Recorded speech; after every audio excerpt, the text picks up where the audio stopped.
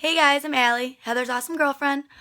Before she gets started, let me just say, please don't mind our room. I had a big shopping day, so there's lots of shopping bags. And here's Heather. Sorry. Hello, everybody. I'm Heather Claypax. I'm 30 and I'm from Cleveland, Ohio. First of all, I'd like to thank my beautiful girlfriend, Allie, for saying that she videotaped this. And I'm pretty sure she just farted. Awesome. Okay, so number two. What a great performance at World's Toughest Mudder 2016 would mean to me. Um, when we talk about mileage, I would like to get 50 to 75 miles. I've said that for the last 2 years, and I've come short each year. Okay, number two, what a great performance at World's Toughest Mudder 2016 would mean to me. When we talk about mileage, I'd like to get 50 to 75 miles because that's been my goal the last 2 years, and I've come short each year. In 2014, I came 10 miles short, which I'll never ever let myself live down.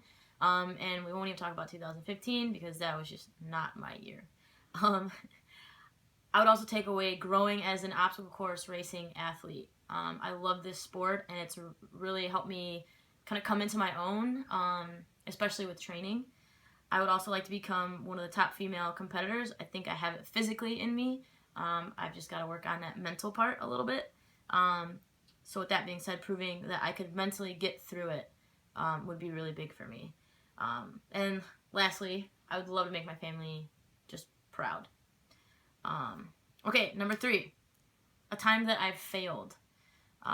Thinking back to all the stupid things that I've done or soccer games that have been lost because I missed a goal or a PK, none of that stuff really mattered. When I think about failure, I think about disappointment. So one time that I really screwed up big time, I got a disorderly conduct at a nightclub in Cleveland, and I feel like I failed my parents. And I can look back on it now and laugh because it was pretty stupid, and the whole situation was actually, it could have been avoided. Wasn't funny at the time. It actually got pretty out of hand. Nobody was beaten up. There was no punches thrown, nothing like that. But I thought I was invincible at 24, and I mouthed off to some cops, and they threw me in jail. So I can look back on it now and laugh, but learning to keep my cool, learning to respect people in general, not just police officers, that was a big takeaway for me. Also, the fact that I'm not invincible, and you can get in trouble for anything, and just because you're, and I quote, a Division I athlete, star player of the team, cops don't care. So I can look back on it now and it's pretty funny, but that was definitely one of the biggest times that I failed in my life. Telling my parents that I had gotten arrested was one of the hardest things that I've ever had to do. Okay, moving on. Beanie. So I have a race cap beanie that Devin actually loaned to me last year when I was freezing. So this one makes me look like a swimmer. Okay. Now to be cool and fit in with society, I've got like my cool hipster beanie. So I look terrible in both of them, but there you go. Okay, big one. World's Toughest Mudder winner speech. Okay. So I'm standing at the podium. Will Dean just handed me my gigantic check. So I guess my speech would go something like this. The first time that I ever heard Sean Corvell's pre-race speech, I got chills. And I wanted to literally run through brick walls. I felt like I could do anything that I put my mind to. I had never been so motivated in my life. I knew that at that moment, I wanted to be a competitor in this world.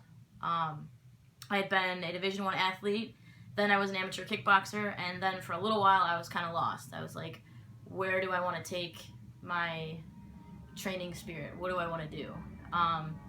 And that's when I found not World's Toughest Mudder, but Toughest Mudder.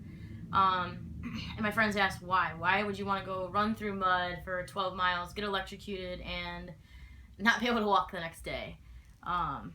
We do this to feel alive, to live, to overcome fear and doubt, to push ourselves to the brink of having a complete mental breakdown, but overcoming it. We do it for this moment right here. It's not necessarily about the check. It's not necessarily about the money. It's about earning something far greater, a sense of accomplishment and pride. It's knowing that the hours of training and sacrifice that not only you, but your friends, family, and training buddies have put in have paid off. It's just about that pride and that sense of, wow, I just did that. With that being said, I'm starving. I want to take a shower, eat something. So let's all head to In-N-Out Burger. Cheers. Okay, I'm going to take my shot, but I'd like to read